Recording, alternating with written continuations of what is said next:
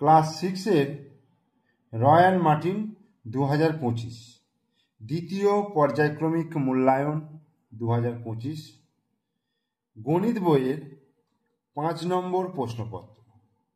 এটা তোমরা royal Martin বইয়ের যে রয়্যাল মার্টিন 2025 রয়েছে তার 140 পাতায় তোমরা পেয়ে যাবে এই প্রশ্নটা। 5 নম্বর প্রশ্ন, কৃষ্ণনগর গভর্নমেন্ট গার্লস হাই স্কুলের। শুরু করছি। একের দাগের অঙ্কটা কি আছে দেখো, বলছে যে কোনো দশমিক ভগ্নাংশ কি 100 দ্বারা গুণ করলে দশমিক বিন্দু 2 ঘর ডান দিকে সরবে, 2 ঘর বাঁ দিকে সরবে, কোনো দিকে সরবে না, নির্ণয় করা যাবে না। যে কোনো দশমিক ভগ্নাংশ, ধরো একটা দশমিক ভগ্নাংশ ধরো 5.276 এরকম একটা দশমিক ভগ্নাংশ রয়েছে। তো এটাকে যদি আমি 100 দিয়ে গুণ করি তাহলে আমরা কি করি বলতো, দশমিক বিন্দু 1 ঘর 2 ঘর এর দিকে ডান দিকে সরিয়ে নিয়েছি, অর্থাৎ এটা কত হয় 527.6। তাহলে আমরা কি করলাম, দশমিক বিন্দু ডান দিকে 2 ঘর সরালাম, তাই তো। তাহলে এখানে 2 ঘর ডান দিকে সরবে, এই হলো। দুইয়েরটা বলছে 2 কিলোগ্রাম সমান কত গ্রাম, সরি 2 কিলোগ্রাম ড্যাশ গ্রাম সমান 2005 গ্রাম। তাহলে 2 কিলোগ্রাম, আচ্ছা আগে 2005 গ্রাম, এইটাকে আমরা কি লিখতে পারবো, 2000 প্লাস 5, 2000 গ্রাম প্লাস 5 গ্রাম। তাহলে 2000 মানে 2 কিলোগ্রাম কেজি প্লাস 5 গ্রাম, তাহলে আমরা কি লিখব, 2 কিলোগ্রাম 5 গ্রাম। ঠিক আছে। এরপর দেখো তিনেরটা 1/4কে শতকরায় প্রকাশ করে পায়, 1/4কে শতকরায় প্রকাশ করে পায়। তাহলে 1/4 একে যদি আমি শতকরায় প্রকাশ করি তাহলে 1/4 গুণিত 100%, 1/4 গুণিত 100%, তাহলে 4 দিয়ে কত হবে, 4 দুগুণে 8, 9 10, 4 5 20, 25%, তাহলে 25% হয়ে গেল। তাহলে 1/4কে শতকরায় প্রকাশ করে পায় 25%। ঠিক আছে। এরপরে দেখো -10 টাকা লাভ বলতে কি বোঝায়। -10 টাকা লাভ বলতে দেখো 10 টাকা ক্ষতি, মানে এটাকেও বিপরীত করতে হবে, এটাকেও বিপরীত করতে হবে। মানে কি বোঝায় এটা বলতে গেলে তাহলে দুটো কি চেঞ্জ করতে হয়, আর যদি বিপরীত রাশি তাহলে যে কোনো একটা চেঞ্জ করলে বিপরীত করলে হয়ে যায়। তো এখানে -10 বিপরীত হচ্ছে +10, আর লাভের বিপরীত ক্ষতি, তাহলে 10 টাকা ক্ষতি। তাহলে এই বি এর অ্যান্সারটা হবে 10 টাকা ক্ষতি। আচ্ছা, এটা দুইটা আমি এখানে দাগ দিইনি, 5 গ্রাম। এবার শুদ্ধ আবৃত্ত দশমিক সংখ্যাটি হলো, শুদ্ধ আবৃত্ত বলতে যেখানে আবৃত্ত দশমিকটা দশমিকের পর থেকেই শুরু হয়। এখানে দেখো 1.06, এখানে কোনো আবৃত্ত দশমিক নেই। এখানে দেখো 1.06 আছে, এখানে 6 থেকে শুরু হয়েছে। এখানে দেখো 1.06 মানে দশমিকের পরের ঘর থেকে শুরু হয়েছে, আর 1.066 মানে এটা হচ্ছে একদম 1.066, অর্থাৎ দশমিকের দুটো ঘর পরে। তাহলে আমার কি হবে, সি এরটা হয়ে যাবে। রশ্মির প্রান্তবিন্দু সংখ্যা একটি, দুটি, অসংখ্য, একটিও নয়। রশ্মির প্রান্তবিন্দু সংখ্যা, রশ্মির প্রান্তবিন্দু সংখ্যা কটা হয়, একটা হয়। রশ্মি কেমন দেখতে হয়, এই যে এইরকম যদি হয়, এই একদিকে তীর চিহ্ন দেওয়া হয় আর এই দিকে, তাহলে একটা প্রান্তবিন্দু হয়। তাহলে রশ্মির প্রান্তবিন্দু সংখ্যা হচ্ছে একটি। এবার একটি চতুর্ভুজের পরিসীমা বলতে বোঝায়, একটি চতুর্ভুজের পরিসীমা বলতে বোঝায় চতুর্ভুজটির মোট ক্ষেত্র, দুটি বাহুর যোগফল, তিনটি বাহুর মোট দৈর্ঘ্য, না চারটি বাহুর মোট দৈর্ঘ্য, চারটি বাহুর মোট দৈর্ঘ্য।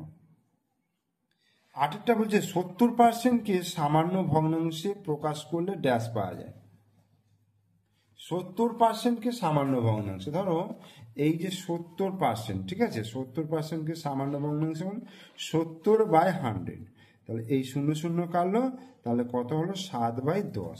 তাহলে এখানে কত আছে দেখো, 7/10। ঠিক আছে। এবার বলছে 9টা দেখো, একটি আয়তঘনের তল সংখ্যা। আয়তঘন বলতে আয়তঘন হচ্ছে, বা যেটাকে সমকোণী চৌকোণ বলা হয়, আঁকবো এইভাবে। দেখো একটা ইঁটকে যদি ভাবো, ইঁটটা হচ্ছে একটা আয়তঘন, ঠিক আছে? এই এই এই আর এই, তাহলে একটা নিচের একটা, দুটো, এই দুধারে দুটো, চারটে, আর সামনে পিছনে একটা, মোট 6টা তল। তাহলে কটা তল হচ্ছে? 6টি তল। যে কোনো স্তম্ভচিত্রে প্রতিটি স্তম্ভের মধ্যে দূরত্ব ড্যাশ থাকে, একই থাকে, আলাদা থাকে, নির্দিষ্ট মান থাকে 5 একক। কি করবে? যে কোনো স্তম্ভচিত্রে প্রতিটি স্তম্ভের মধ্যে দূরত্ব একই থাকে, ঠিক আছে? অর্থাৎ দুটো যে স্তম্ভচিত্র হয়, সেই স্তম্ভচিত্রের মধ্যে দূরত্ব বলছে একই থাকবে। তাহলে একের দাগের আমার 10টা কোশ্চেনের অ্যান্সার দিয়ে দিলাম, এখানে 10 নম্বর হয়ে গেল। এবার আমি দুইয়ের দাগের, দেখো দুইয়ের দাগের নিচের প্রশ্নগুলির উত্তর দিতে বলেছে। তো এখানে দেখো, নিয়ন্ত্রিত সংখ্যা কাকে বলে? দুইয়েরটা হচ্ছে -13 থেকে ছোট 3টি সংখ্যা লিখতে বলেছে। তিনেরটা বলেছে পরম মান কি, আর চারটা বলছে গুণনীয়ক বলতে কি বোঝো। তো আমি এগুলো খাতায় লিখে রেখেছি, তোমরা দেখো। ঠিক আছে, এটা আমি তোমাদের খাতায় করে দেখাবো না, আমি বই থেকেই বার করে দিচ্ছি। এটা দেখো, প্রথমে কি বলেছে? নিয়ন্ত্রিত সংখ্যা। দেখো নিয়ন্ত্রিত সংখ্যা তোমাদের ক্লাস 6-এর বইটা খোলো, 6-এর বইয়ে দেখো, এইখানে তোমরা নিয়ন্ত্রিত সংখ্যা পেয়ে যাবে, অর্থাৎ 162 পাতায়। ঠিক আছে, 162 পাতায় নিয়ন্ত্রিত সংখ্যা পেয়ে যাবে। কোনগুলোকে বলছে বলো তো? এই যে আমরা সংখ্যা রেখা ধরেছি, এই যে সংখ্যা রেখা, +1 +2 +3 +4 +5 6, আবার -1 -2 -3 -4 -6। তো এই সংখ্যাগুলোকে আমরা কি বলবো? এই যে ধনাত্মক এবং ঋণাত্মক সংখ্যাগুলোকে আমরা বলবো নিয়ন্ত্রিত সংখ্যা। ঠিক আছে, এইবার এই ধনাত্মক এবং ঋণাত্মক সংখ্যা শুধু মানটাকে বলবো পরম মান। অর্থাৎ আমি যদি +3 এবং -3, শুধু প্লাস আর মাইনাসটা বাদ দিয়ে দিই, যদি শুধু মানটা নিই, মানটা হচ্ছে আমার পরম মান বলবো। ঠিক আছে, পরম মান। আর দুইয়েরটা কি বলেছে? দুইয়েরটা দেখো বলেছে যে -13 এর থেকে ছোট 3টে সংখ্যা।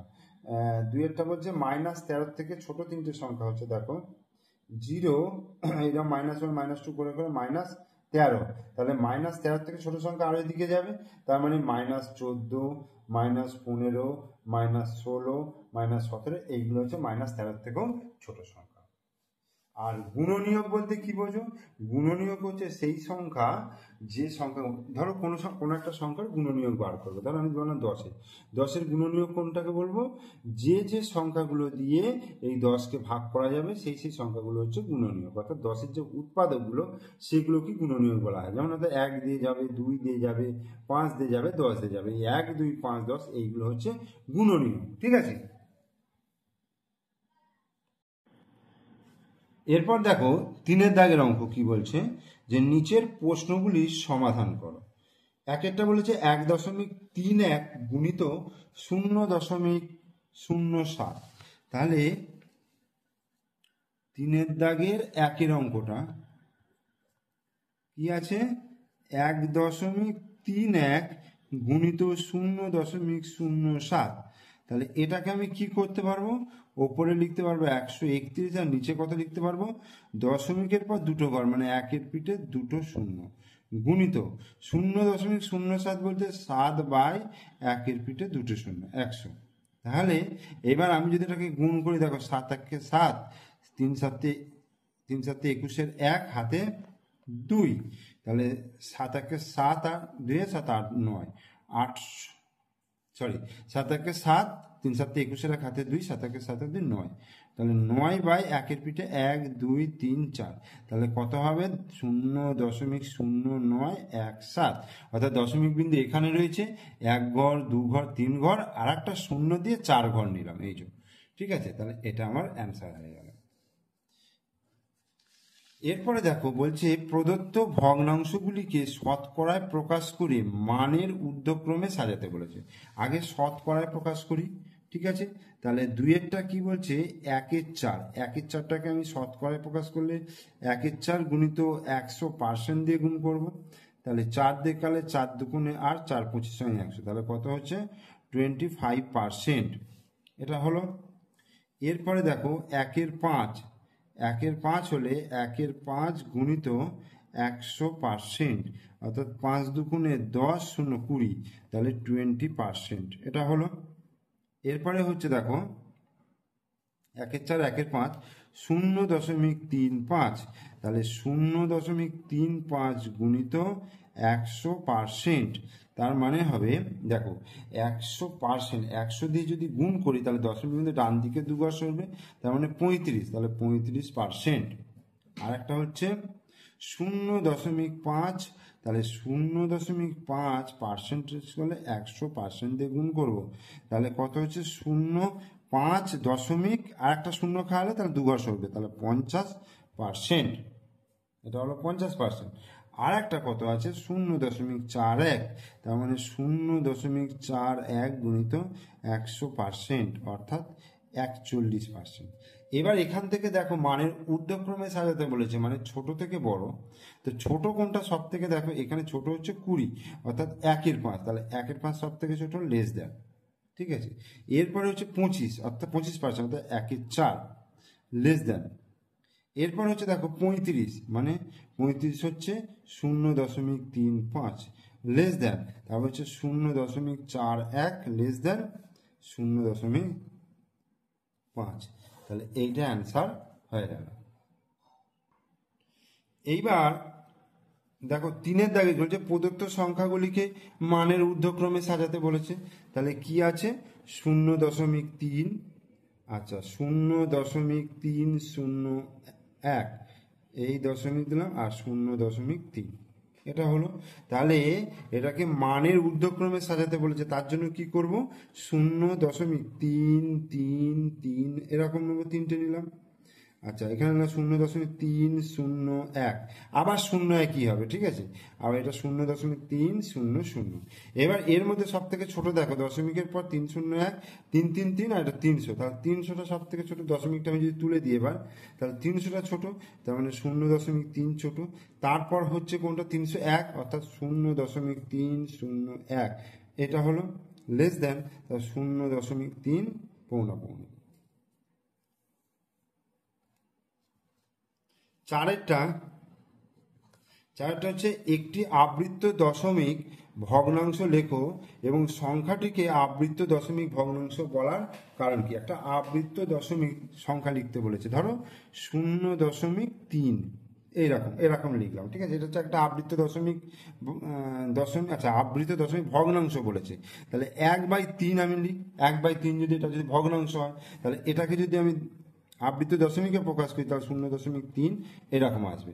তার মানে এটার অর্থ হচ্ছে 0.33333, এই 3টা কিন্তু রিপিট হয়ে যাবে, তাই তো, 3টা রিপিট হয়ে যাবে, তার মানে বারবার আসছে, পুনর্বার আসছে বলে এই জন্য এটাকে বলা হচ্ছে আবৃত্ত হচ্ছে, এই জন্য আবৃত্ত দশমিক বলা হচ্ছে, এবং ভগ্নাংশটাকে বলা হচ্ছে আবৃত্ত দশমিক ভগ্নাংশ। এরপরে 5-এরটা দেখা হচ্ছে অর্ধেক শব্দটিকে শতকরায়, সামান্য ভগ্নাংশে, দশমিক ভগ্নাংশে এবং যে কোনো ছবির মাধ্যমে প্রকাশ করো। তাহলে অর্ধেক বলতে ধরো 1/2 ভাগ, এটা হচ্ছে সামান্য ভগ্নাংশে। আমি যদি এটাকে দশমিকেই প্রকাশ করি তাহলে 0.5, এটা হচ্ছে দশমিক ভগ্নাংশে। আর এটাকে যদি আমি শতকরায় প্রকাশ করি 1/2 গুণিত 100%, তার মানে হয়ে যাবে কত, 50%, তাহলে 50% এটা হয়ে গেল শতকরায়। আর যে কোনো ছবির মাধ্যমে ধরো এই একটা গোটা বৃত্ত নিলাম, তার অর্ধেকটা অংশ, তার মানে অর্ধেক, এটা ঠিক আছে। এইভাবে এটা হচ্ছে তোমার ভগ্নাংশে, এটা হচ্ছে দশমিক ভগ্নাংশে, এটা হচ্ছে শতকরায়, আর এটা হচ্ছে ছবির মাধ্যমে প্রকাশ। তাহলে আমার 3-এর দাগের অঙ্কগুলো কিন্তু হয়ে গেল। এবার 4-এর দাগের অঙ্ক। 4-এর দাগের অঙ্ক বলেছে দেখো, একটা বলছে যে কোনো 3টি সংখ্যা নিয়ে ভাগ পদ্ধতিতে গসাগু করে দেখাতে বলেছে। আমি 3টে সংখ্যা ধরো 10 নিলাম, 15 নিলাম আর 20 নিলাম, ঠিক আছে, আমি বেশি বড় সংখ্যা নিতে যাবো না, যেহেতু যে কোনো 3টে সংখ্যা নিতে বলেছে আমি ছোট ছোট 3টে সংখ্যা নিয়ে নিলাম, 10, 15, 20, তাহলে এদের গসাগু বার করতে হবে। তাহলে 10 দিয়ে আমার কি করতে হবে, প্রথমে 15কে ভাগ করতে হবে, 10 10, 5 হলো, এবার 10কে ভাগ করবো, 5 দুগুণে 10, এই হলো, তাহলে 5 হয়ে গেল, কি 5 হয়ে গেল আমার গসাগু। এবার মানে 10 আর 15 গসাগু হলো 5, আবার এই 5 দিয়ে আমি 20কে ভাগ করবো, দেখো তাহলে কত হচ্ছে 5 4 20, এটা যেহেতু মিলে গেল তাহলে 5টাই হয়ে যাবে গসাগু, অর্থাৎ নির্ণয় গসাগু হয়ে গেল 5। এরপর 2 অঙ্কটা দেখো কি বলছে, যে 28, 33, 42 এবং 77 দ্বারা বিভাজ্য যে সংখ্যাটি এর নিকটতম তা হিসাব করে লিখতে বলেছে। তো আগে 28, 33, 42 এবং 77 দ্বারা বিভাজ্য সংখ্যাটা বার করি। তাহলে 28,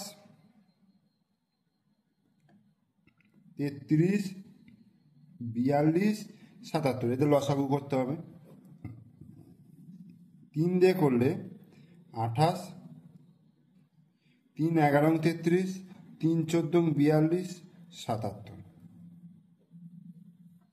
7 দিয়ে 4 7 28, 11, 7 দুগুণে 14, 7 11 77।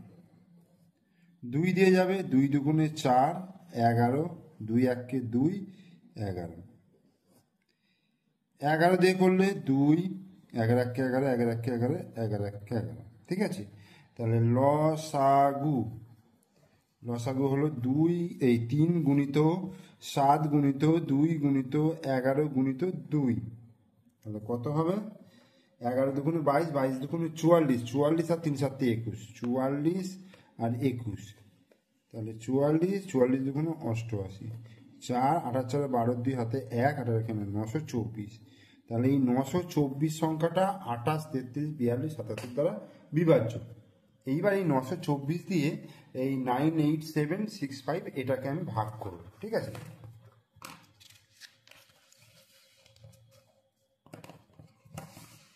কি আছে? 924 দিয়ে 98765 এক দিয়ে যাবে, 924 হলো 4 5 6 7 3 2 6 63। 6 নামলো, যাবে না, 0 দিলাম, 0 হলো। তাহলে 6 3 6 একটা 5 নামলো। এবার কত দিয়ে যাবে? 5 9 45, 6 9 54, 7 9 63। তাহলে 6 যাবে, 4 6 24, 4 হাতে 2, 6 দুগুণে 12 13 14, 4 হাতে 1, 6 9 54 রেখে 55। তাহলে 4 5 1, 4 5 6 2, 8 আর 5 13, 821। এবার বলেছে আমায় 98765 এর নিকটতম সংখ্যা। দেখো 821 যদি বিয়োগ করি এই সংখ্যাটা থেকে, তাহলে 924 দ্বারা বিভাজ্য, তার মানে ওই সংখ্যাগুলো, যে সংখ্যাগুলো দেওয়া আছে ওই সংখ্যাগুলো দ্বারা বিভাজ্য। 821 কম হবে, আর এর পরে ওটা হচ্ছে আগের সংখ্যা, আর পরের সংখ্যা যদি নিই তাহলে আর কত দিলে 924 হবে? তাহলে 924 মাইনাস 821, তার মানে 3 0 103। তার মানে পরের সংখ্যাটি হচ্ছে, পরের সংখ্যা 98765 প্লাস 103। 5 আর 3 8, 6 7 আর 8 9 8। তাহলে এই সংখ্যাটাই হয়ে যাবে নিকটতম সংখ্যা, অ্যান্সার। এরপরে দেখো কি বলেছে, একটা গল্প তৈরি করে সমাধান করি। তাহলে গল্প তৈরি করে সমাধান, তাহলে 52.2 তিনেরটা 52.2 ভাজিত 5.8। তাহলে 52.2 ভাজিত 5.8, এটা ভাগ। তো এটা দিয়ে একটা গল্প তৈরি করব। কি গল্পটা তৈরি করব? ধরো লিখছি মিতার কাছে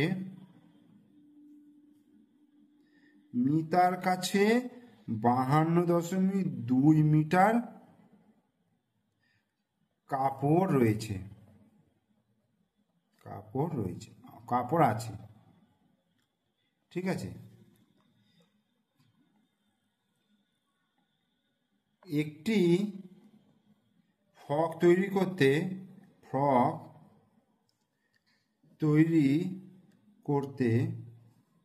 5.8 মিটার কাপড় লাগে। তাহলে মিতা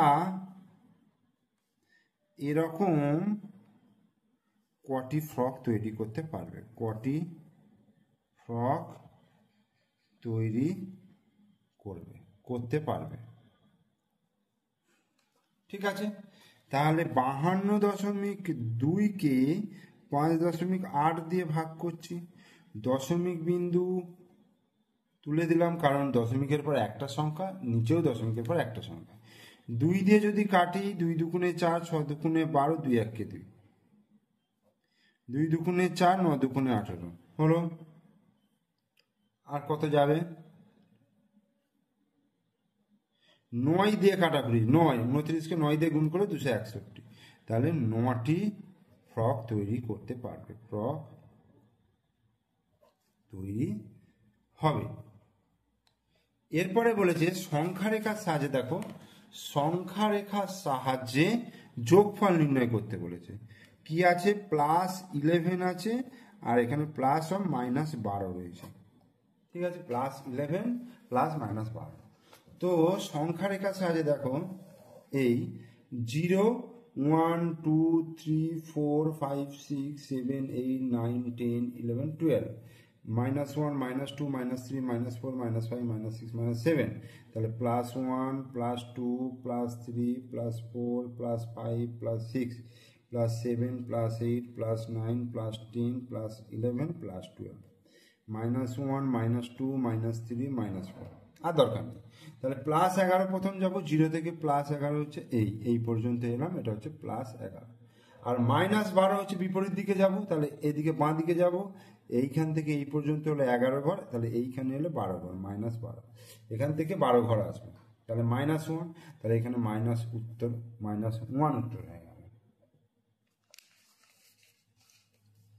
এরপরে 5টা, কৃষ্ণনগরের একটি ব্যাগ তৈরির কারখানায় সপ্তাহের প্রথম 5 দিনের ব্যাগ তৈরির সংখ্যা নিচে দেওয়া হলে এই তালিকা থেকে স্তম্ভচিত্র তৈরি করতে বলেছে।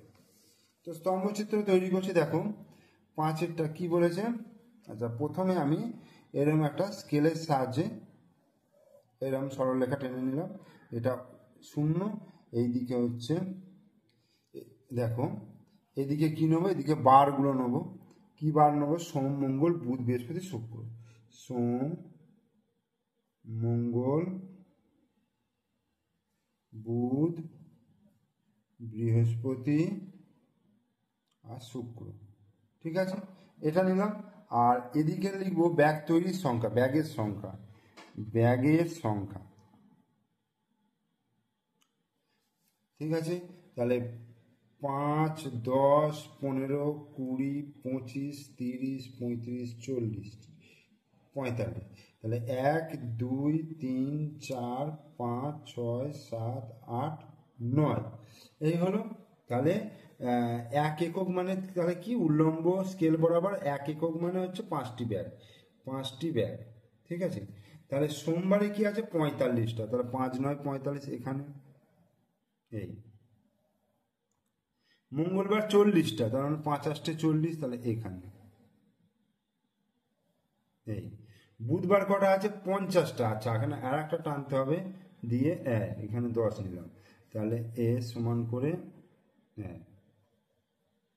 এটা হচ্ছে বুধবার 50টা। বৃহস্পতিবার 35টা, এখানে 7টা, দেখো এই দেখো, তোমরা এটা স্কেলের সাহায্যে সমান করে করে টানবে। আর শুক্রবার আছে 20টা, 4 5 20, এই। ঠিক আছে, এই হয়ে গেল স্তম্ভচিত্র।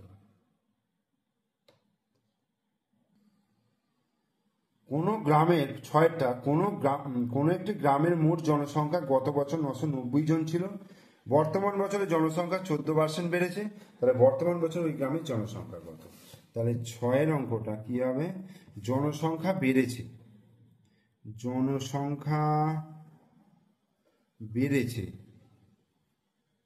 জনসংখ্যা বেড়েছে কত? জনসংখ্যা বেড়েছে 990 গুণিত 14%, তার মানে 990 গুণিত 14/100, 0 0 কাটলো 2,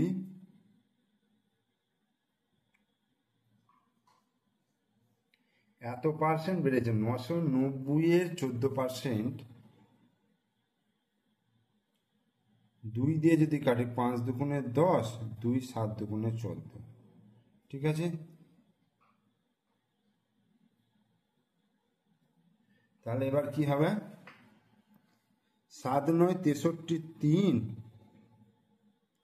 7 9 63 3 হাতে 6, 7 9 63 আর 6 64 65 66 67 68 69, 69/5 কাটাকুটি করলে এখানে এটা যদি ভাগ করি 5 1 5 19, 5 3 15 43, 5 8 40, 5 6 30 এত। এটা আবার দশমিকে চলে আসছে, ঠিক আছে। তাহলে বর্তমান বছরে জনসংখ্যা হবে, বর্তমান বছরে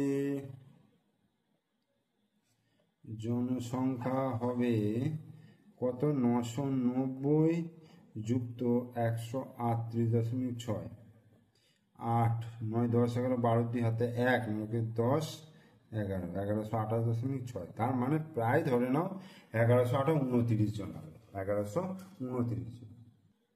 একটি ঘনক এঁকে তার সবকটি তল ও শীর্ষবিন্দুগুলি লিখতে বলেছে। তাহলে একটি ঘনক আগে আঁকি, একটি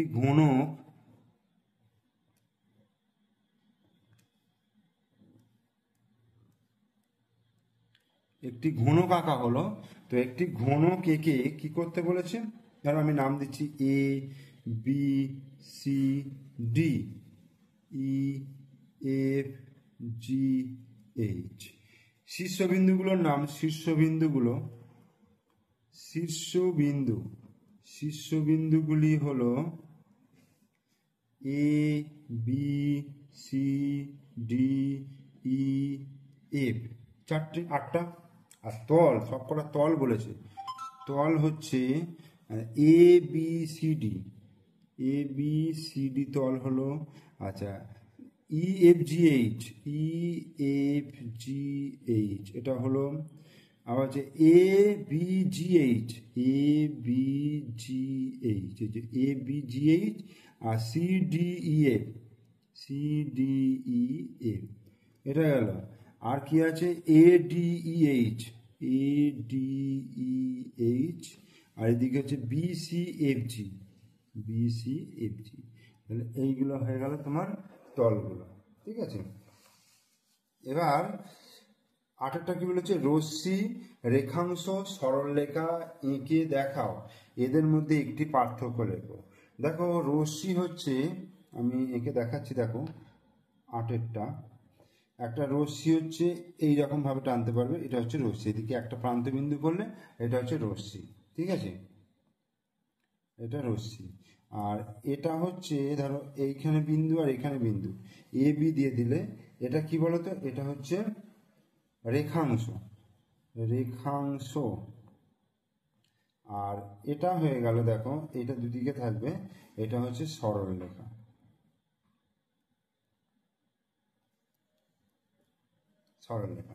এই হয়ে গেল।